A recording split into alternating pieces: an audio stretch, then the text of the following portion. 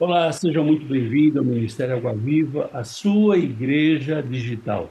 Eu sou o pastor Dárcio Leonilda, e nós estamos aqui para mais um. conhecendo mais a palavra de Deus e viver muito mais todas as promessas que Deus tem para a vida de cada um de nós. Seja muito bem-vindo, você aí que está ouvindo e participando também do Ministério Água Viva. Seja muito bem-vindo e vamos junto, né? Nós já temos aqui a página web do Ministério Aguaviva.net. Então, ajude a divulgar essa página, divulgar a palavra de Deus, porque aqui você vai achar a informação do ministério, todos os estudos e pregações também gravadas, para que você possa ter acesso a qualquer hora e que isso possa ajudar a edificar a sua vida, né? Então, agradecemos a você aí que já tem participado com a gente, que já tem, já está trabalhando com a gente, né? E principalmente a você também que tem ofertado para que esse ministério possa estar sendo instrumentos de Deus para levar essa bênção a cada um de vocês.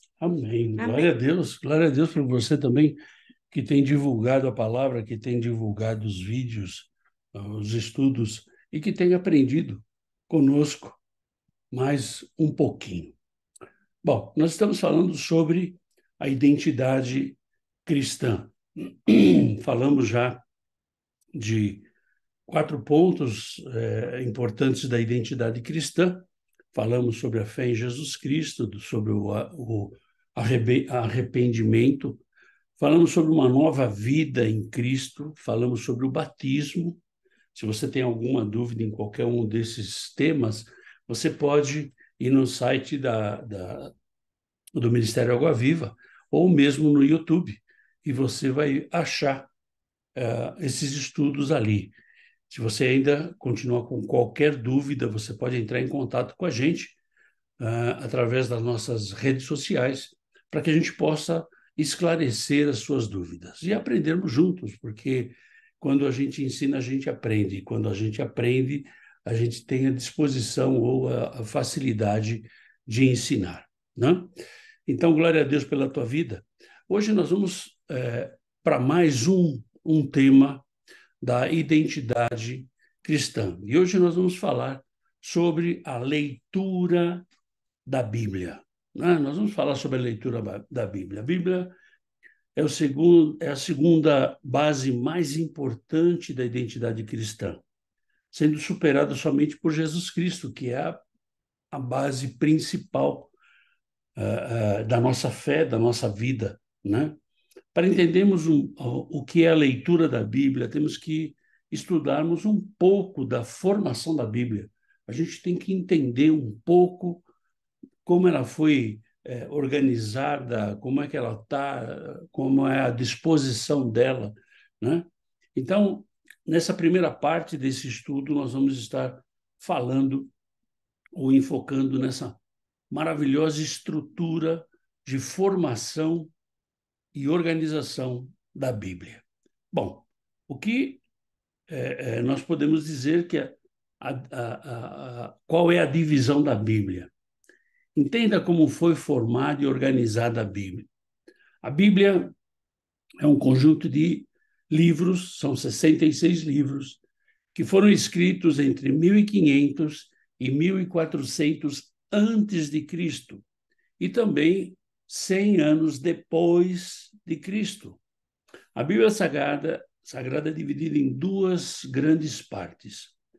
O Antigo Testamento, que é antes de Jesus e é a parte da lei, né, onde Deus começa a se revelar ao seu povo. O Antigo Testamento tem 39 livros, né, e a segunda grande parte é o Novo Testamento, que é o depois de Jesus, né? Então, Jesus veio para dividir os tempos, para dividir as eras e, principalmente, para dividir os testamentos. Nós vamos ver aqui que a Bíblia ela é dividida em 10 grupos de livros. E a gente vai ver isso aqui daqui a pouquinho, né? Aqui nós temos é, é, todos os livros da Bíblia. Ter uma Bíblia é ter uma biblioteca em mãos. Então, nós temos aqui a relação de todos os livros, como está dentro da Bíblia, e a quantidade de capítulos de cada livro. Então, nós temos aí o Antigo Testamento e temos o Novo Testamento. A palavra Bíblia é o plural da palavra grega biblos, que significa livro. A palavra também remete à cidade do Líbano chamada Biblos, que atualmente se chama Gibeel, que é o local onde eram produzidos os papiros comercializados na Grécia Antiga. Todos os textos bíblicos foram escritos originalmente em hebraico e grego, com poucas partes em aramaico.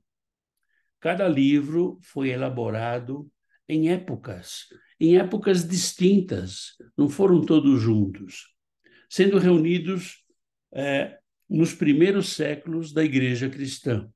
Ou seja, o que é mais interessante da Bíblia é que cada livro foi escrito em uma época diferente, por uma pessoa diferente, que tinha um grau de cultura diferente. E tudo está harmonioso. E é bonito ver que são pessoas diferentes, com culturas totalmente diferentes, mas é como você falou, que elas estão harmonicamente juntas, elas se confirmam, e o que é mais bonito, são pessoas comuns, inspiradas por Deus. Essa é a diferença. Essa é a diferença. Mas como a Bíblia foi dividida e organizada? A Bíblia não foi organizada integralmente em ordem cronológica. Os livros foram organizados priorizando uma ordem narrativa. Se os livros fossem organizados apenas em ordem cronológica, o livro de Jó estaria à frente do livro de Gênesis, o que não seria tão harmônico. Mas o que a gente vê é que a Bíblia ela está dividida em Antigo Testamento e Novo Testamento. O Antigo Testamento é onde Deus começa a ter uma relação com o seu povo. E o Novo Testamento é quando Jesus vem para resgatar o seu povo. Né? Bom, esses dois grandes blocos da divisão da Bíblia, ele traz o conhecimento para você e para mim de quem é Deus. Quem é o Deus Todo-Poderoso? Quem é esse Deus? Mas a gente pode começar vendo aqui a palavra testamento. A palavra testamento significa aliança. O primeiro bloco fala da primeira aliança que Deus fez com os homens, as origens da humanidade, a história do povo de Israel e a promessa da vinda do Messias. Ou seja, estava tudo planificado. Né? Já o Novo Testamento, que é o segundo grande bloco, faz parte da nova aliança, cumprida através de Jesus Cristo. A expansão do Evangelho e a profecia do fim dos tempos, com a volta de Jesus. Dessa forma, o Novo Testamento é uma conclusão do Velho Testamento. E nós podemos ver nessa divisão que Deus já tinha todo esse plano, já sabia de tudo isso, independente do tempo? Independente do tempo. Deus já sabia e ele fez esse plano de salvação da humanidade. Né? Nós vemos estilos literários diferentes entre o Antigo Testamento e o Novo Testamento, mas a verdade é uma só, né? Que Deus é Deus. O Deus do Antigo Testamento e do Novo Testamento, eles são diferentes? Será que ele tem data de validade? Não, não são diferentes. Ele é o mesmo Deus. Só que quando você começa a entender um pouco do Antigo Testamento, você vai ver que Deus ele está se revelando ao povo. Deus está se fazendo conhecer ao povo. Então, ele tem que começar a colocar algumas regras de comportamento, algumas regras de caminhar. E o Deus do Novo Testamento é o mesmo Deus, só que as regras já estão estabelecidas. Mas espera aí, pastor, mas Jesus veio e diz que dava um mandamento novo. Então, aqueles 10 mandamentos, eles estão ultrapassados. Na verdade, não estão ultrapassados. Se você vê o mandamento novo que Jesus te dá, ele engloba os 10 mandamentos. Desses 10, ele fez 2. E, na verdade, é para que você e eu tenhamos uma facilidade maior. É mais fácil cumprir 2 do que 10, né? Hã? Apesar de que, se ele engloba todos esses 10, na verdade, nós temos essa liberdade de escolher cada um deles, né? Você tem a liberdade. Uhum. Então, Deus é o mesmo. Ele não mudou. O nosso Deus ele é imutável. Então, a gente já viu isso na, na, no estudo que nós fizemos sobre Os atributos atributos de de Deus. Deus. Esse estudo está aí no nosso site, no Ministério Água Viva, e também está no YouTube. Então, você pode buscar e ver quais são os atributos de Deus. E um deles é a imutabilidade, ou seja, ele não muda. Ele não vai mudar nunca. Além de respeitar uma narrativa livro a livro, a Bíblia foi agrupada por estilos literários. Então, você tem aqui, você tem aqui a Bíblia ah, como se fosse a tua biblioteca, né? Então você tem aqui o Novo Testamento, você tem aqui o Antigo Testamento, você tem aqui o Novo Testamento, né? Então você tem os dois aqui. Aí ele começa por, por estilo literário. Então, nós começamos com a primeira divisão. Lembra que eu falei para vocês que são 10 blocos? Se você contar aqui, tem 10 blocos, né?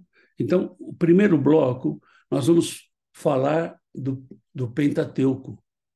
O Pentateuco, que do grego significa livro de 5 volumes, então é composto pelos 5 primeiros livros da Bíblia. Esses fazem parte da Torá. Você já deve ter ouvido falar da Torá, lá do povo judeu, né? O livro da lei dos judeus. Então, é o Pentateuco.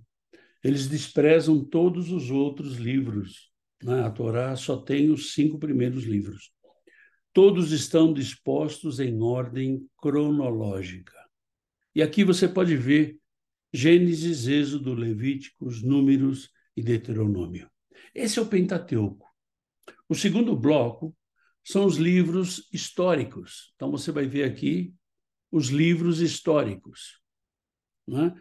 Esse conjunto é formado por 12 livros que contam a história do povo de Israel desde a conquista da Terra Prometida até o exílio, né, quando eles foram exilados lá na Babilônia.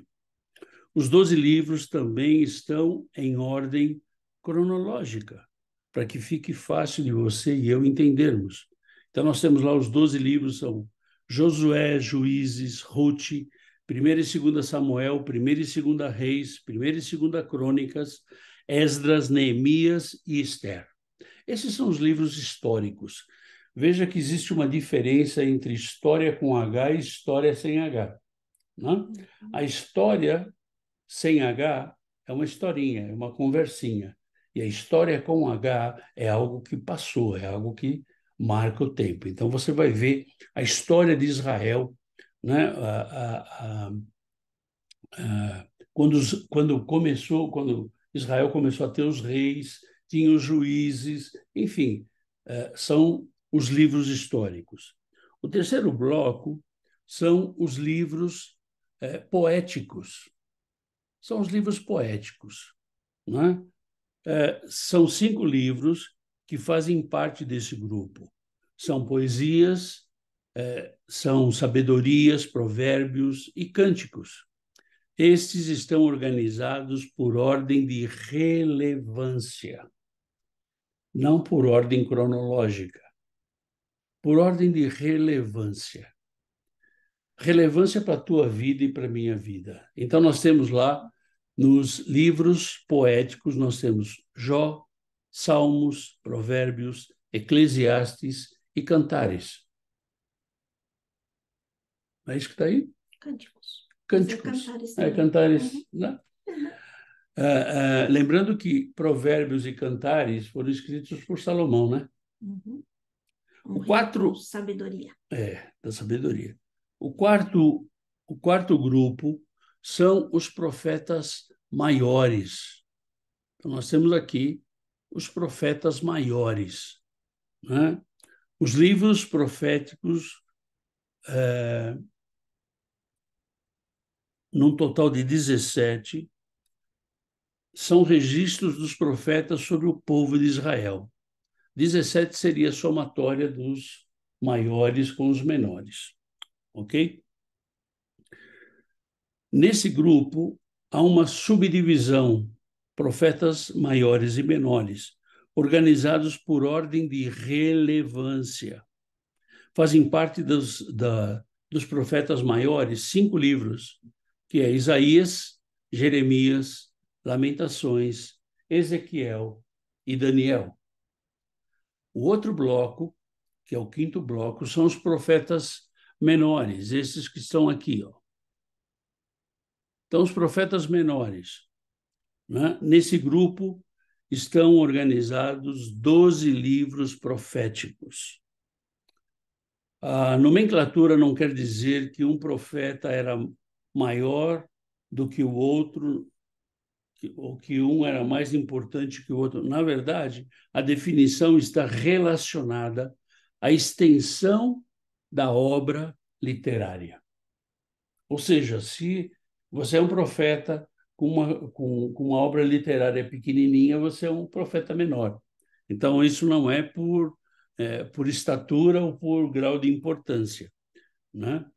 Mas nós podemos ver aí, pela quantidade de livros de profetas, a importância que Deus dava aos profetas, não?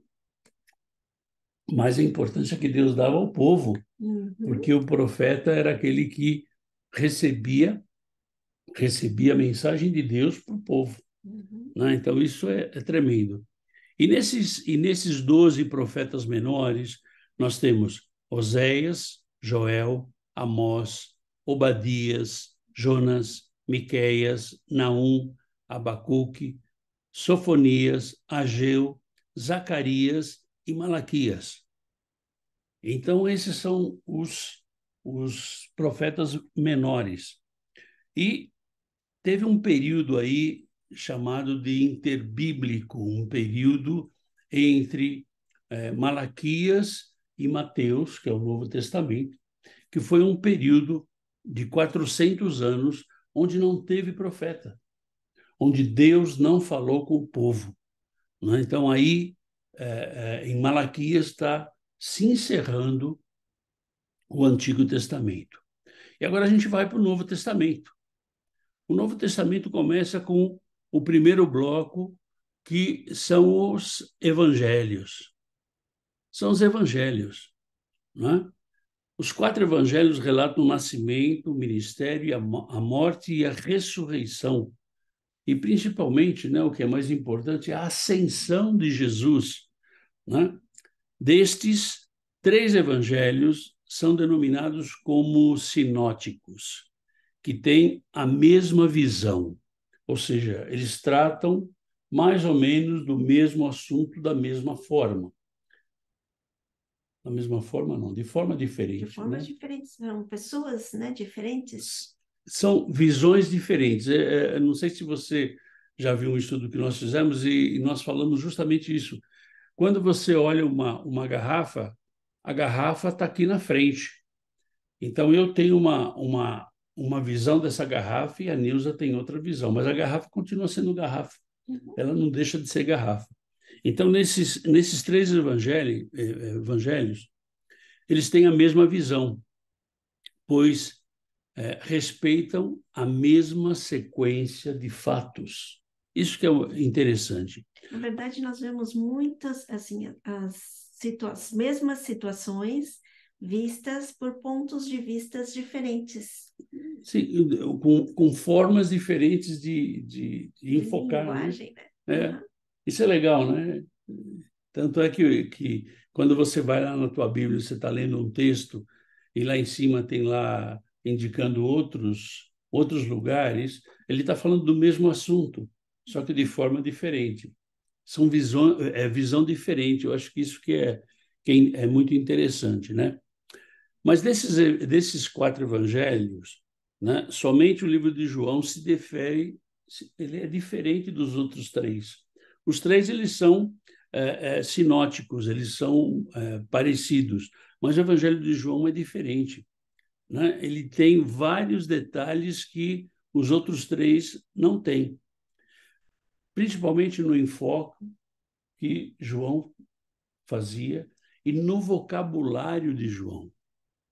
Mas os evangelhos são quatro. São quatro livros, que é Mateus, Marcos, Lucas e João.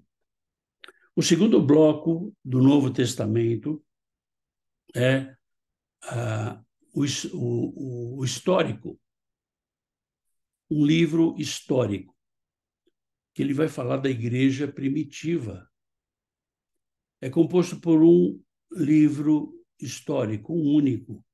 O livro aborda sobre a implantação da igreja primitiva depois do derramar do Espírito Santo e a expansão do Evangelho.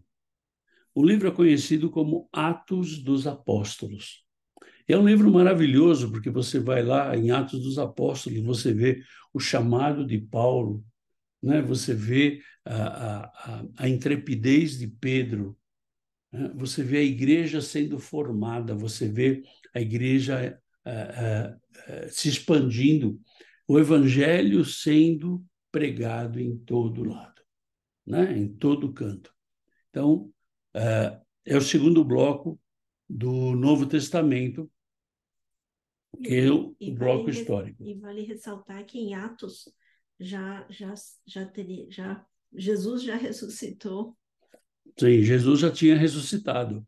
Por isso o livro chama Atos dos Apóstolos, ou seja, coisas que eles fizeram. Então, experiências que eles tiveram, curas que eles fizeram em nome de Jesus, né? Expulsaram demônios em nome de Jesus, né? Então, por isso é Atos dos Apóstolos. O terceiro grupo são as cartas de Paulo, são as epístolas paulinas, onde a gente vê aqui Paulo falando às igrejas, né? São cartas apostólicas direcionadas às primeiras igrejas espalhadas no mundo, espalhadas naquele mundo antigo, que era quando a igreja começou, né? São no total de 21 cartas. Todas as cartas estão organizadas cronologicamente, sendo que as 13 primeiras cartas são de autoria do apóstolo Paulo. E nós vemos Romanos, 1ª e 2ª Coríntios, Gálatas, Efésios, Filipenses, Colossenses, 1ª e 2ª Tessalonicenses, 1ª e 2ª Timóteo, Tito e Filemão. Já as 8 cartas restantes foram escritas por outros autores, que são Hebreus, Tiago, 1ª e 2ª Pedro, 1ª, 2ª e 3ª João e Judas.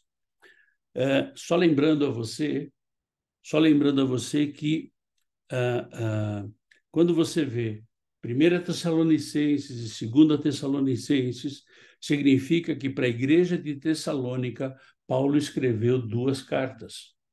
Quando você vê aqui 1ª, 2ª e 3ª carta de João, é que João escreveu 3 cartas, né? Com temas diferentes, com coisas diferentes, ok?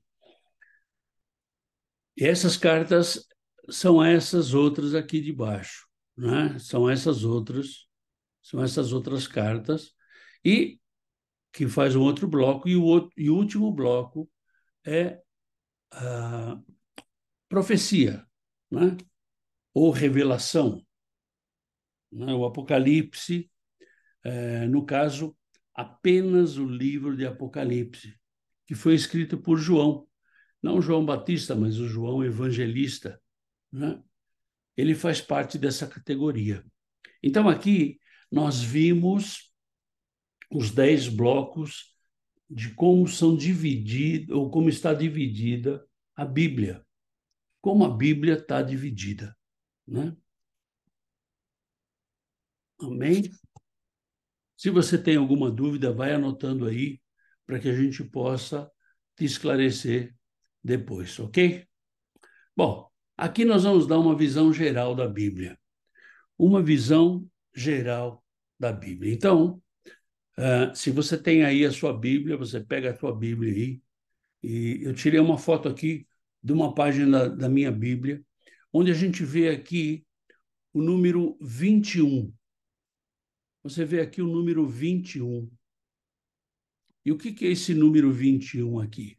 Esse número 21 é o número do capítulo. Então, você tem aqui o número do capítulo. Então, o número grande é o número do capítulo. O número pequenininho é o número do versículo. Note que você nunca vai ver o número 1. Nunca vai aparecer o primeiro versículo, porque o primeiro versículo sempre está grudado no número do capítulo, né? Quando você tem uma Bíblia de estudos, ela é dividida em capítulo e versículo. Você tem aqui em cima da tua Bíblia, você tem o livro, né? Então, nós estamos no livro de Atos. Você tem aqui o capítulo, e você tem aqui o versículo que começa esta página. Então, se você for dar uma olhada aqui, olha, ela é o versículo 27.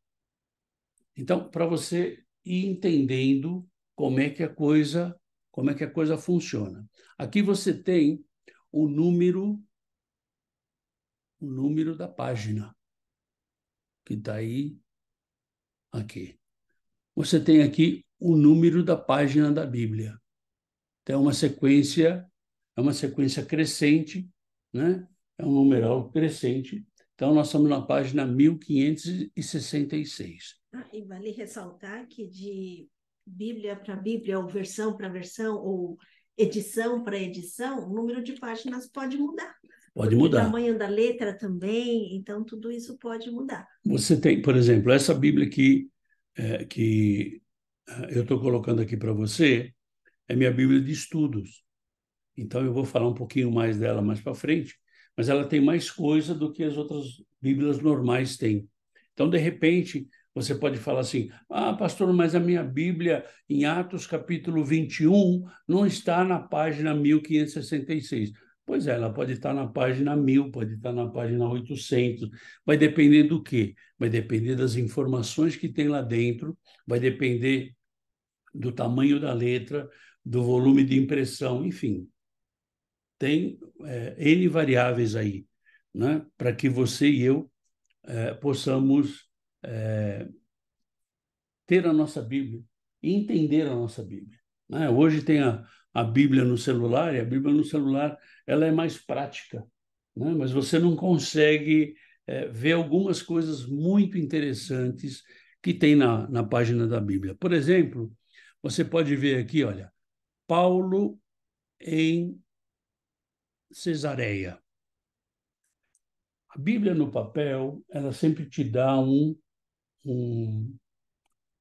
uma dica do que vai ser tratado no versículo abaixo, né? no trecho abaixo. Né? Então, você vê Paulo em Cesareia, você vê Paulo chega a Tiro aqui em cima, né? Paulo chega a Tiro. Então, você vai vendo. Então, você tem aqui, por exemplo, do versículo 1 até o versículo 6, ele vai estar falando de Paulo chegando em Tiro. Né? Do versículo 7 até o versículo, não sei se 12 ou 13, você vai ver Paulo em Cesareia. Então, para que você vá entendendo como a tua Bíblia, você pode ver a facilidade de você ler a tua Bíblia, né? Na verdade, a riqueza de informações que tem numa página, não? Que te ajuda bastante. E agora tem uma outra coisa. Você pode, dentro de um texto desse aqui, você pode ter negrito. Quando você tem negrito, que nem, por exemplo, aqui, 36, ó. Quando você tem negrito, significa que ele começa um assunto. Ele começa um assunto. Mas dentro de um texto, não é o caso aqui de Paulo em Tiro, né? Mas aqui, ó, Paulo em Cesareia, ele começa aqui no versículo 7. Cadê o? Ele começa no versículo 7, mas aqui no versículo 9, ele tem aqui um negrito, ó. Tinha o T está em negrito. Isso significa que o tema é o mesmo, mas o assunto muda. Então, isso é importante que você entenda para que quando você for ler a Bíblia, lembra que, não sei se você recorda que muitas vezes eu tenho falado que um texto fora do contexto vira pretexto. Então, por exemplo, se você pega um texto e você não lê para trás ou você não lê para frente, você pode tirar uma conclusão equivocada, uma conclusão errada, né? Mas isso são só dicas para que você e eu possamos entender a nossa Bíblia, né? Bom, uh, como foi como foi escrita a Bíblia? Primeiro, né, Deus é o verdadeiro autor da Bíblia. Ele foi quem inspirou os homens na elaboração de cada livro. Porque é tão importante dizer que Deus inspirou e Deus foi o responsável na elaboração de cada livro. Porque a palavra ela não se contradiz, né? Ela não se contradiz, primeiro, né? Segundo, você vai ver, como nós falamos logo no começo, que são escritores diferentes em épocas diferentes, com imposições culturais diferentes. Então, você tem um pescador que não sabia nem ler e escrever, e você tem um doutor como Lucas, que era um médico formado e exercia a medicina, então era alguém letrado. Você tem Mateus como coletor de impostos, então ele tinha que ter um certo conhecimento para ele ser um coletor de impostos. Então você vê que são pessoas com culturas diferentes, né, com formação cultural diferente, mas a linguagem é a mesma, né? Agora, o que é importante a gente falar que os homens que Deus inspirou os homens na elaboração de cada um dos livros. Veja só, muitas vezes você tem pessoas dizendo que, não, olha, eu não acredito na Bíblia porque foi escrita por homens. É lógico que foi escrita por homens, né? Mas foi inspirada por Deus. Veja só o que Pedro fala em 2 Pedro, capítulo 1, versículos 20 e 21. Sabendo primeiramente isto, que nenhuma profecia da Escritura provém de particular elucidação, porque nunca, jamais qualquer profecia foi dada por vontade humana. Entretanto, homens santos falaram da parte de Deus, movidos pelo Espírito Santo. Ou seja, ninguém escreveu uma palavra da Bíblia sem que Deus não tivesse inspirado, sem que Deus não tivesse influenciado. Inspiração é influenciação, é influenciamento, influência. Influência. Influência. Sem que Deus não tivesse inspirado, né? Sem que Deus não tivesse dado a direção para eles, né? Então, isso é muito importante. Você e eu sabemos disso, sabemos que Deus, ele tem o controle de todas as coisas. A gente vê muita gente hoje querendo trocar a Bíblia, reescrever a Bíblia, né? Meu, você não precisa reescrever nada, a Bíblia já está escrita, né? Você só tem que crer e confiar, né? Que ela é a palavra de Deus. Segundo alguns estudiosos, cerca de 40 pessoas escreveram os livros bíblicos, num período aproximadamente de 1.600 anos, entre o primeiro escritor, de Moisés, a João, o evangelista, que foi o último escritor, quando a gente vai lá em Apocalipse, né? Apesar de tantos livros escritos e poucas ligações entre os seus escritores, a Bíblia se mostra inerrante e infalível. Você não consegue, a Bíblia é infalível, a Bíblia é tremenda. Na verdade, isso nos remete a confirmar que é um único autor de todos esses livros. É isso aí. Não tem outro autor. Ah, mas espera aí, mas não foi Paulo que escreveu? Sim, Paulo escreveu como? Inspirado por Deus, né? Então, isso que é tremendo. Isso que é tremendo. Por exemplo, eu tenho aqui uma Bíblia de estudos. Então, essa aqui é a minha Bíblia de estudos, para que você veja, né? Então, nessa Bíblia de estudos, eu tenho algumas características bastante interessantes que você deve observar, né? A primeira é que em cada primeira folha, a primeira folha de cada livro, então aqui eu estou no livro de Tessalonicenses, eu tenho uma análise, ó. Não sei se você consegue enxergar aí, mas eu tenho uma análise. Eu tenho uma análise do livro. Eu tenho a descrição do autor. Eu tenho um esboço de todo o livro. Então, eu tenho isso. Agora, aqui nesse meio aqui, ó, você está vendo que eu não falei aquela hora, porque eu ia falar agora, você está vendo versículos que são referências para versículos que estão dentro da Bíblia, que estão nesse capítulo, né? Então, por exemplo, aqui, olha, deixa eu ver se eu consigo ver um aqui. Aqui, capítulo 1, versículo 2, ele tem uma referência aqui, tá vendo?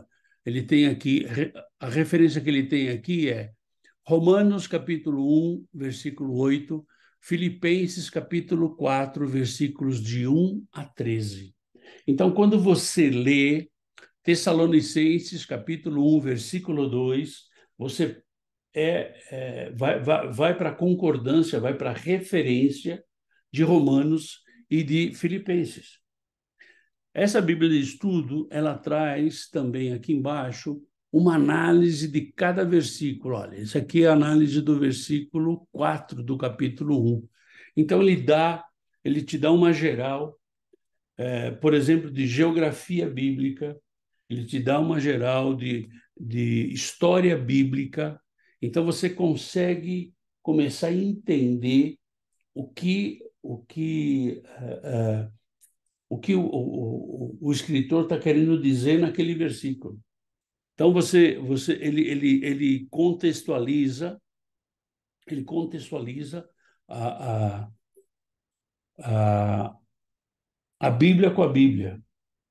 Então, de repente, quando Paulo fala da circuncisão, ele te manda lá para Deuteronômio, ou lá para Levíticos, onde foi instaurada a lei da circuncisão. Então, quando você lê lá em Romanos, porque os romanos eram levados da breca por causa da circuncisão, né?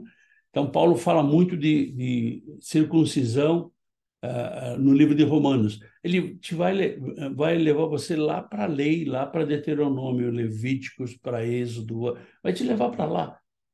E aí você vai entender quando Paulo fala de circuncisão, né? Isso aí é muito legal.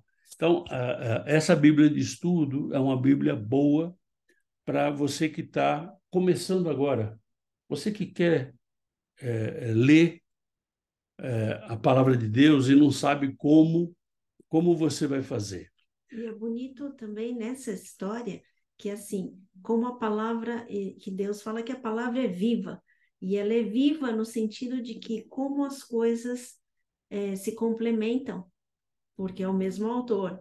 E aí você vê toda a palavra escrita por pessoas diferentes, mas que remetem sempre à mesma mensagem de Deus, só que particular para cada um. É isso aí, né? No mesmo texto, uma mensagem diferente para mim pode ser diferente para você também. Autoria dos livros. Quanto à autoria dos livros bíblicos, podemos perceber algumas características. Um autor que escreveu um livro, um exemplo da Epístola de Tiago, irmão de Jesus, que foi escrito pelo próprio Tiago. Então, se você lê o livro de Tiago, você vê que a forma de escrever dele é diferente de Paulo, que é diferente de Pedro, que é diferente de cada um deles, né? Um autor que escreveu vários livros. Temos o exemplo do apóstolo Paulo, né? Que escreveu em torno de 13 epístolas, 13 livros no Novo Testamento. Um livro com vários autores, o livro de Salmos, né? É uma compilação de poemas que tem Salomão, Davi, Moisés, Enã, Etã e a família de Asaf e os caraítas entre os seus autores. Então, se você vê aqui, por exemplo, aqui eu estou com a minha Bíblia, no livro de Salmos, capítulo 25. Então, olha aqui, para que você entenda.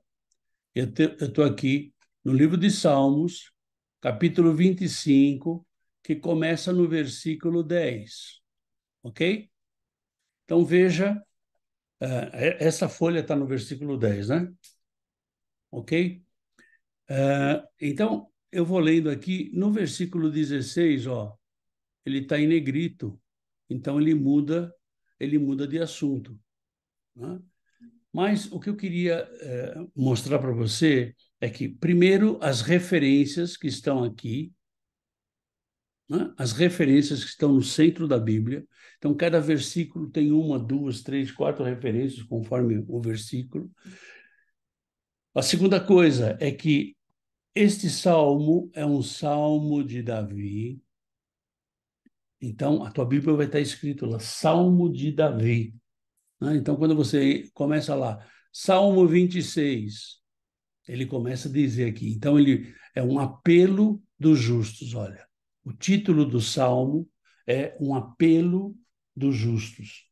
Então, Davi foi o que escreveu esse Salmo. E ele começa aqui falando, né, de um assunto aqui, aí ele muda de assunto, mas dentro do mesmo tema aqui, e ele muda de assunto dentro do mesmo tema aqui, e ele muda de... Não, aqui não muda mais.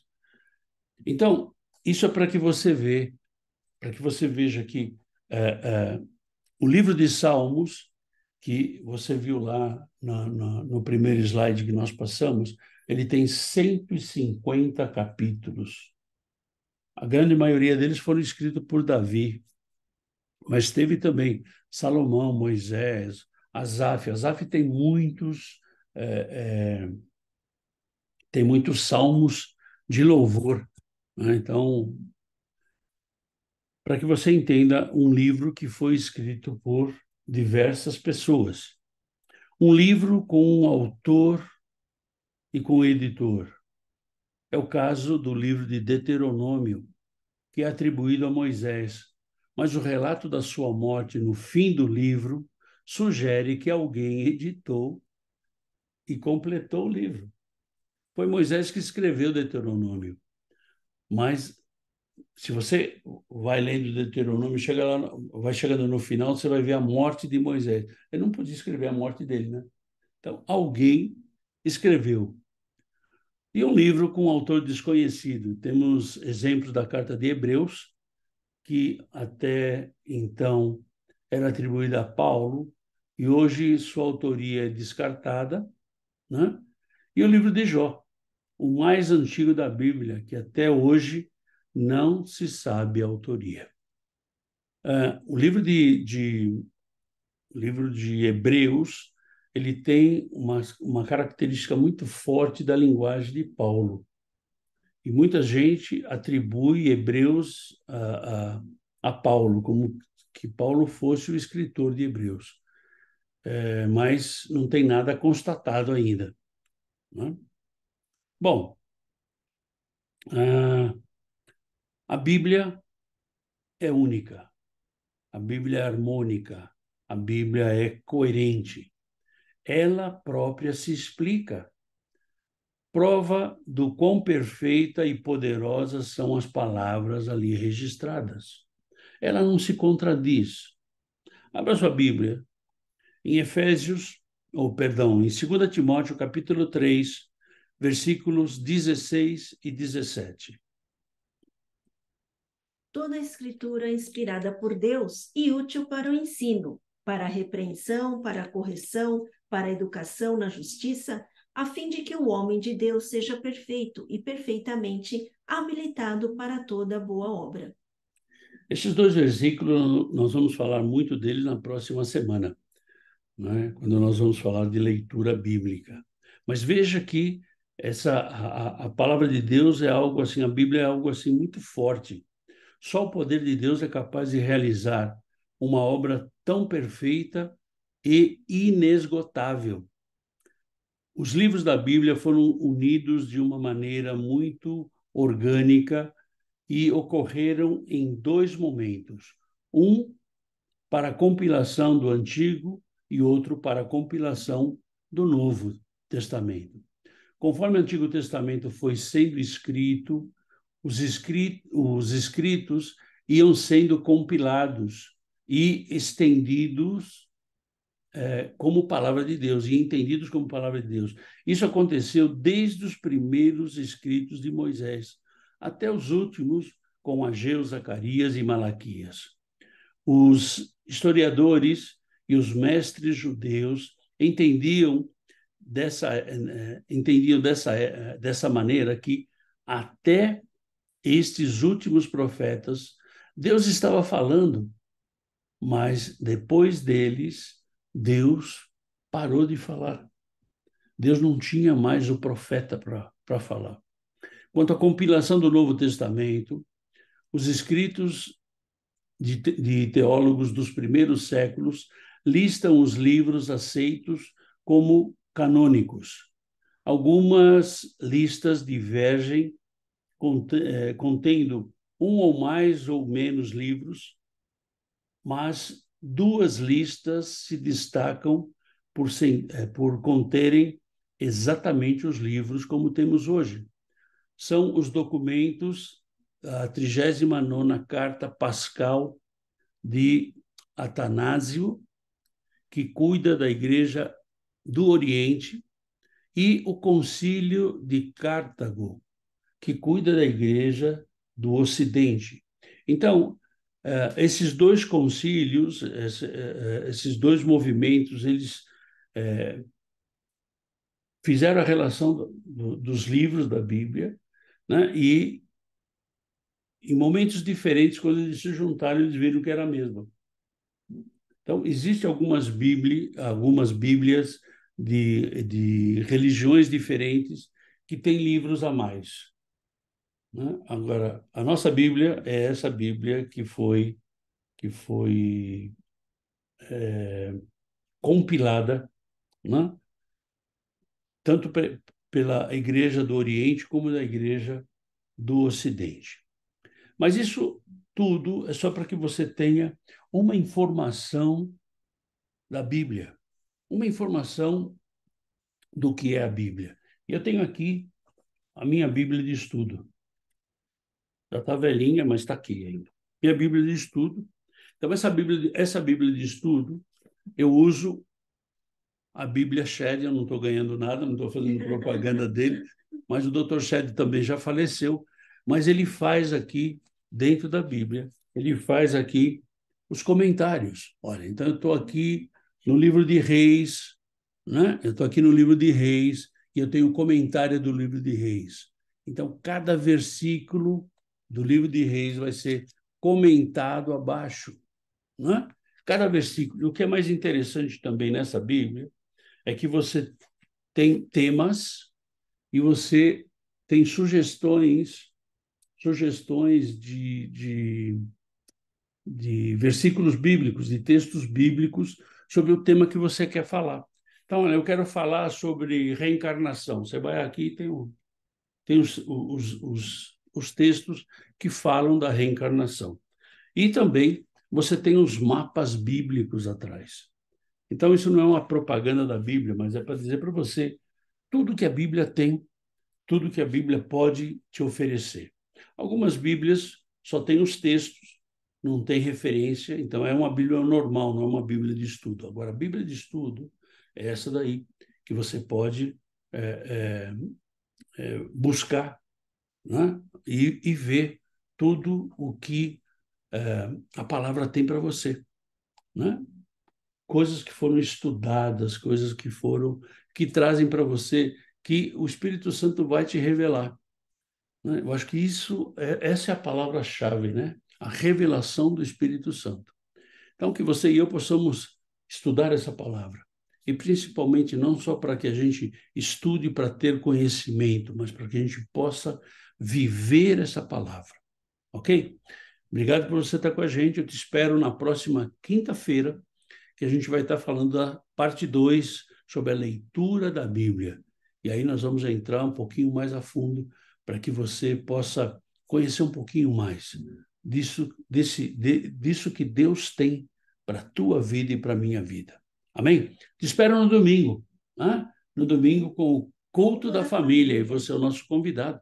Vem com a gente, venha estar no Ministério Água Viva, que é um ministério que não é nosso, é um ministério do Senhor, e a igreja digital. Você não tem mais motivo para dizer que não vai na igreja, né? Ah, não vou na igreja, não vai na igreja, porque lá o ar-condicionado não funciona, a cadeira é ruim, não sei o quê. Pois é, você está na tua casa. Então é só entrar no Zoom e junto a gente vai, juntos como igreja, né? Louvar o Senhor. No domingo a gente canta, a gente ora, a gente faz um monte de coisa aqui. Então, vem com a gente e que Deus te abençoe. Tenha um final de semana poderoso, cheio da força, da unção e do poder do Senhor.